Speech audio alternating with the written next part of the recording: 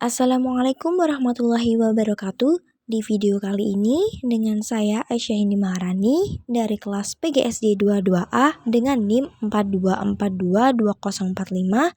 Kali ini kita akan membahas tentang analisis butir soal. Oke, untuk yang pertama kita akan membahas tentang tingkat kesungkaran soal. Jadi, tingkat kesungkaran soal untuk menentukan kualitas soal tersebut tergolong ke dalam beberapa kategori soal, yang sungkar, sedang, atau mudah.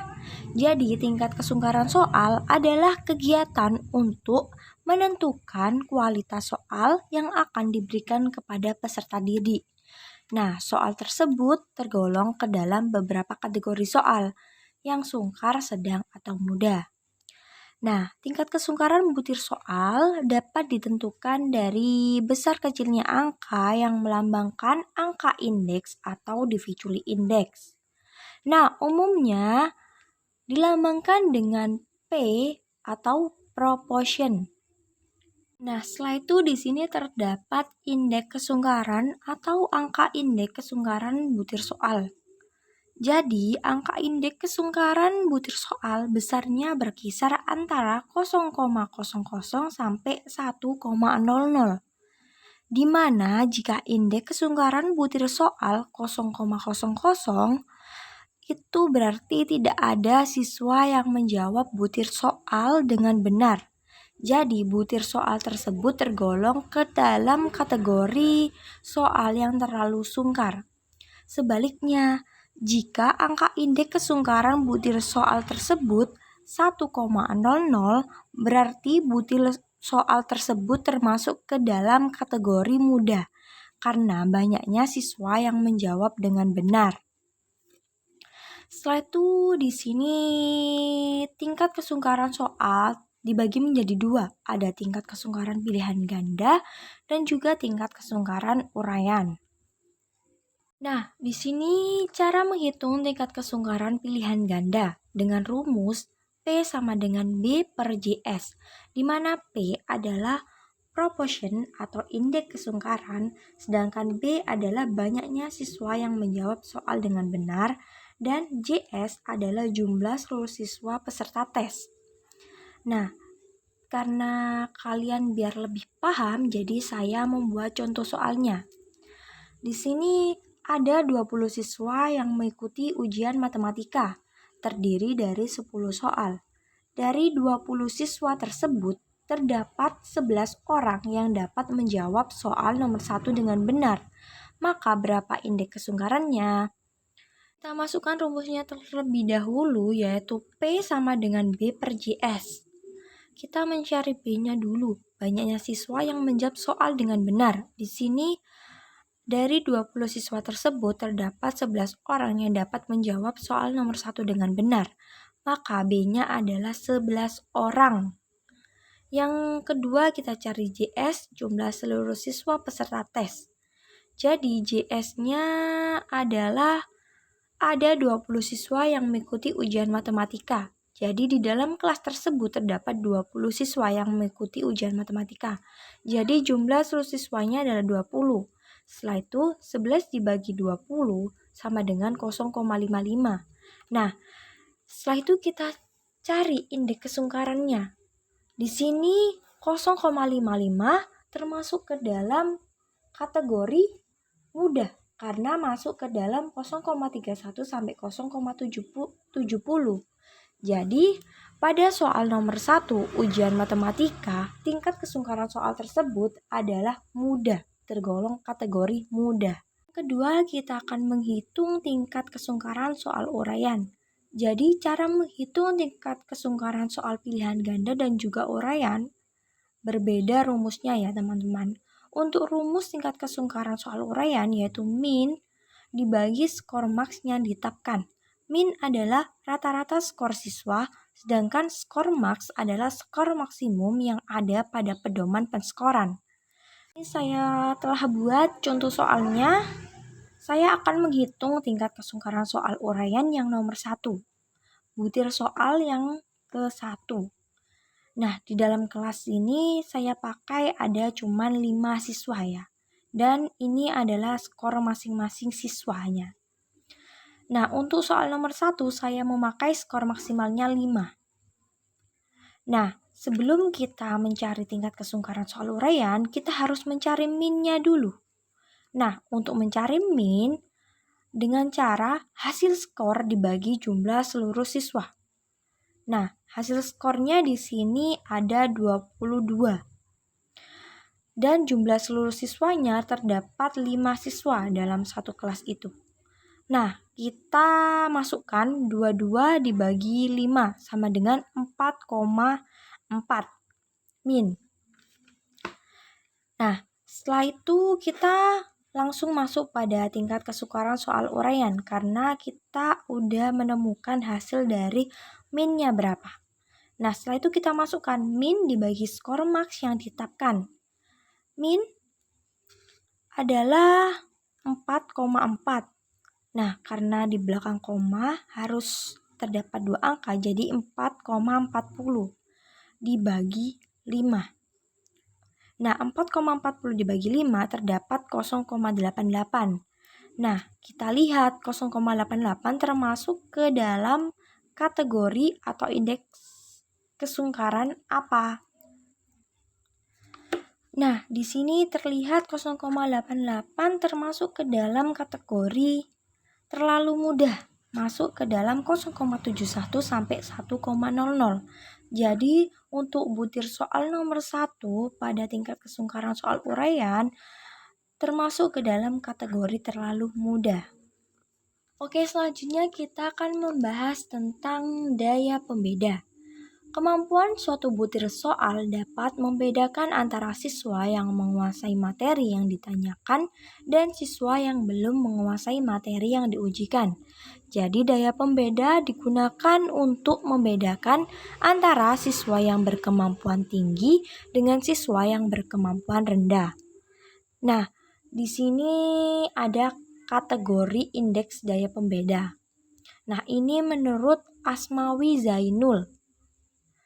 Terdapat 0,40 sampai 1,00 kategori baik, 0,30 sampai 0,39 terdalam kategori sedang atau tidak perlu revisi, sedangkan 0,20 sampai 0,29 termasuk kategori perlu direvisi dan min 1,00 sampai 0,19 kategori tidak baik.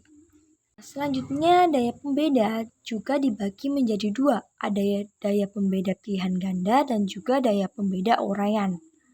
Selanjutnya, daya pembeda pilihan ganda dengan rumus D sama dengan BA per JA dikurangi BB per JB sama dengan PA dikurangi PB, di mana BA adalah banyaknya peserta kelompok atas yang menjawab soal dengan benar, sedangkan JA adalah banyaknya peserta kelompok atas. BB adalah banyaknya peserta kelompok bawah yang menjawab soal dengan benar. JB adalah banyaknya peserta kelompok bawah. Nah, PA adalah proporsi peserta kelompok atas yang menjawab benar, sedangkan PB adalah proporsi peserta kelompok bawah yang menjawab dengan benar. Nah, di sini saya telah membuat contoh soal. Diketahui hasil uji coba tes matematika 5 butir soal yang dikerjakan oleh 8 siswa. Nah, diperoleh sebagai berikut. Di sini saya sudah membuat tabelnya. Nah, dalam menganalisis tingkat daya pembeda perlu menentukan antara kelas atas dan kelas bawah. Nah, jika siswanya ganjil, dalam kelas terdapat siswa ganjil, sebaiknya diprioritaskan untuk masuk ke dalam kelas atas atau kelompok atas. Nah, oke, di dalam kelas ini saya menggunakan 8 siswa. Ini adalah nomor soal pada ujian tes matematika, ada nomor soal 1, 2, 3, 4, dan 5. Ini ada skor siswa, skor total siswa. Dan ini udah saya kelompokkan antara kelompok atas dan juga kelompok bawah. Ini juga saya sudah menghitung untuk BA-nya banyaknya peserta kelompok atas yang menjawab soal dengan benar, dan juga BB-nya banyaknya peserta kelompok bawah yang menjawab soal dengan benar. Oke, selanjutnya kita akan langsung masuk pada penghitungan. Oke, kita akan menghitung nomor soal yang pertama. Soal nomor 1. Nah, karena di sini saya sudah mengelompokkan antara kelompok atas dengan kelompok bawah, dan juga saya sudah menghitung BA dan BB-nya, sekarang kita tinggal masukkan rumusnya. D sama dengan PA per GA dikurangi BB per JB sama dengan PA dikurangi PB. Nah, setelah itu kita cari BA-nya. BA adalah banyaknya peserta kelompok atas yang menjawab soal dengan benar. Nah, di sini pada peserta kelompok atas terdapat 3 anak yang menjawab soal dengan benar. Jadi BA 3 per JA adalah banyaknya peserta kelompok atas. Oke, JA banyaknya peserta kelompok atas. Jadi pada kelompok atas terdapat 4 peserta atau terdapat 4 siswa. Jadi JA-nya adalah 4. Dikurangi BB adalah banyaknya peserta kelompok bawah yang menjawab soal dengan benar. BB banyaknya peserta kelompok bawah yang menjawab soal dengan benar, terdapat 2 siswa yang menjawab soal nomor 1 dengan benar. Jadi BB-nya adalah 2 per JB banyaknya peserta kelompok bawah. Ada 4 peserta pada kelompok bawah. Karena kita membaginya secara seimbang ya teman-teman, untuk pembagian kelompok atas dan kelompok bawah. Setelah itu untuk PA-nya, hasil dari PA adalah 3 dibagi 4. BA per JA, hasil dari BA per JA 3 dibagi 4 adalah 0,75. 0,75 dikurangi PB, proporsi peserta kelompok bawah yang menjawab benar. Jadi PB-nya adalah 2 dibagi 4 adalah 0,5.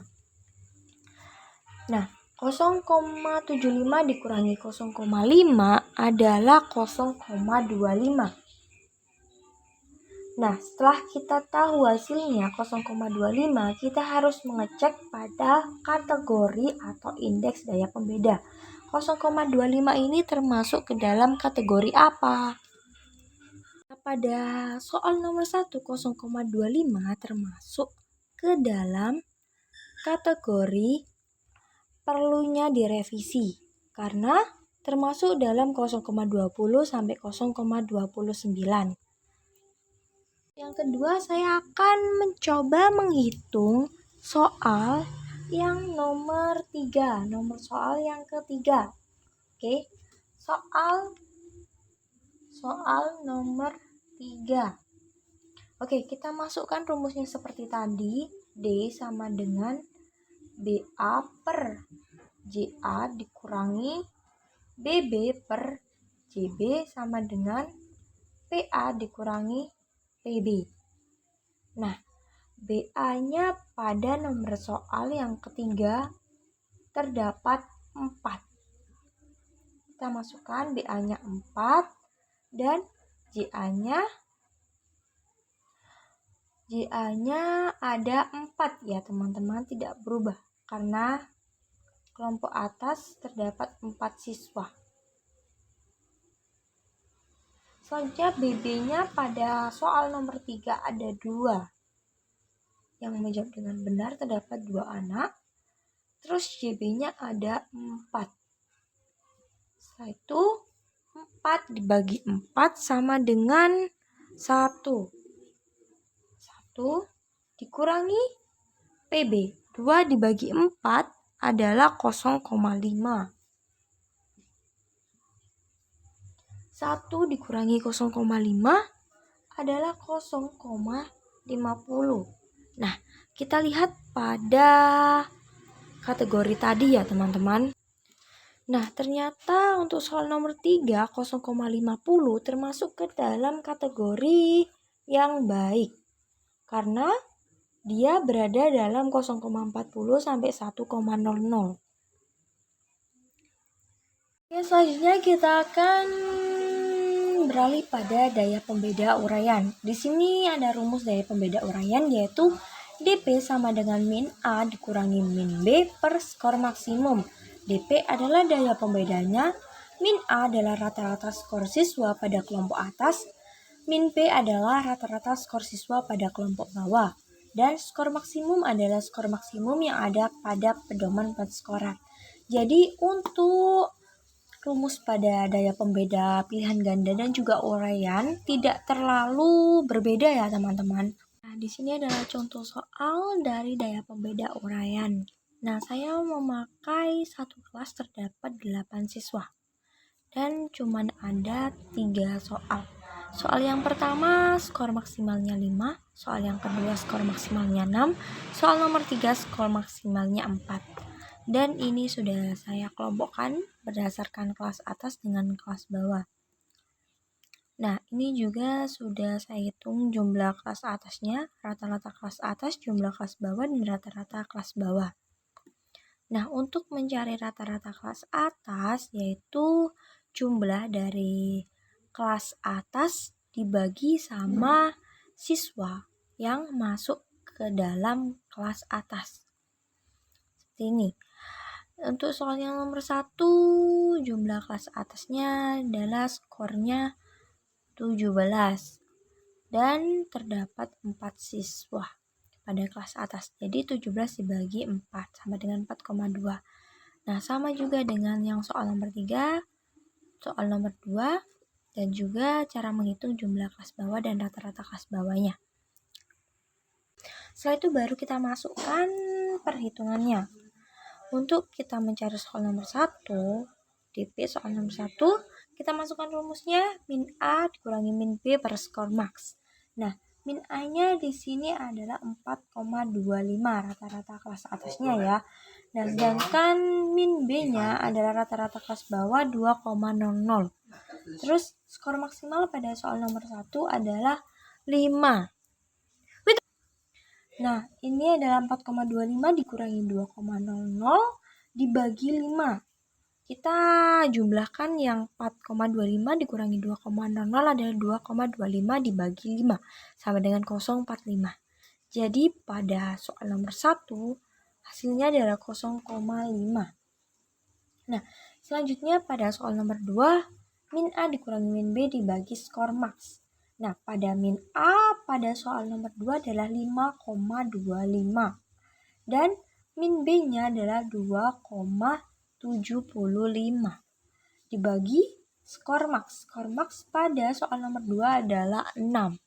Jadi 5,25 dikurangi 2,75 dibagi 6.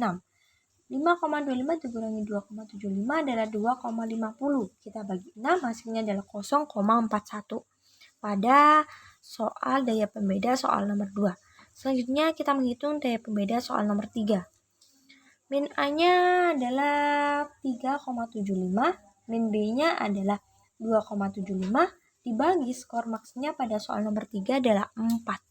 Jadi 3,75 dikurangi 2,75 dibagi 4 sama dengan 1,00 dibagi 4 adalah 0,25. Pada daya pembeda soal nomor 3 hasilnya adalah 0,25. Nah, ini kita cocokkan dengan indeks daya pembedanya ya atau kategorinya. Untuk soal yang nomor 1 hasilnya adalah 0,45. Jadi 0,545 termasuk kepada golongan kategori yang baik. Dan soal yang nomor 2, 0,41 masuk dalam kategori soal yang baik, daya pembeda yang baik. Nah, selanjutnya untuk yang soal nomor 3 adalah 0,25. Jadi masuk pada kategori perlunya direvisi. Selanjutnya kita masuk pada fungsi pengecoh.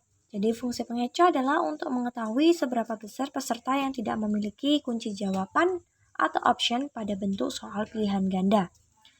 Nah, Ini adalah rumus dari fungsi pengecoh. IP sama dengan P per N dikurangi B dibagi N dikurangi 1 dikali 100%. IP adalah indeks pengecoh dan P adalah jumlah peserta yang memilih pengecoh. N besar adalah jumlah peserta yang ikut tes.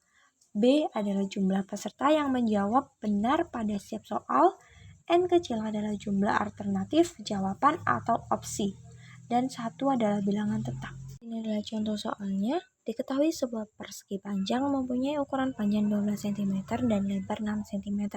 Berapakah luas persegi panjang tersebut? Nah, ini ada 5 opsi jawaban dan jawaban yang benar adalah yang B. Setelah itu saya buat sebuah tabel. Di sini butir soal. Jadi ini mencari fungsi pengecoh pada butir soal nomor 1.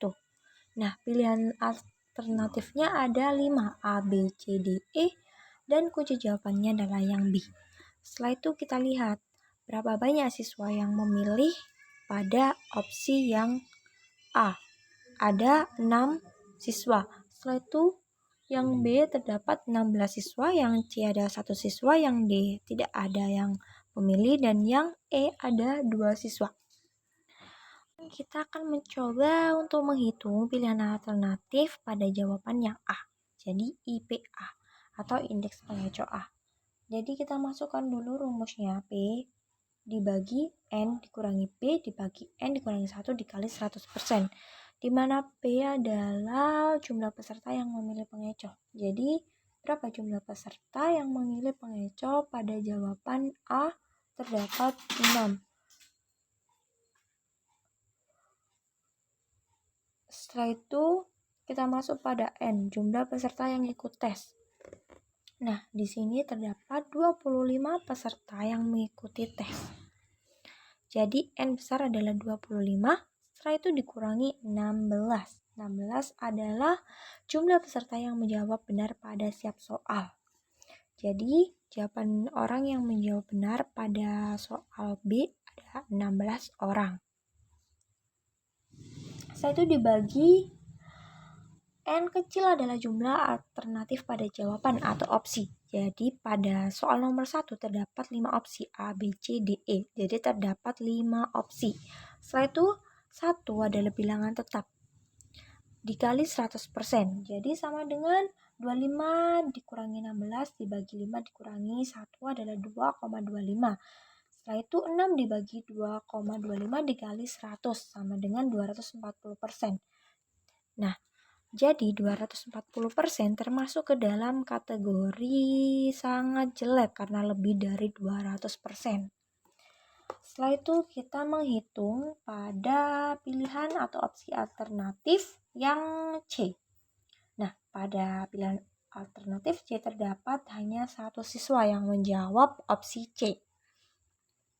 Jadi hasilnya adalah 44,4%, yaitu masuk pada kurang baik. Kurang baik karena dia 44,4%. Nah, sama juga untuk menghitungan pada opsi atau pilihan alternatif D dan E. Terima kasih, sekian dari saya. Semoga video ini bermanfaat untuk teman-teman semua. Wassalamualaikum warahmatullahi wabarakatuh.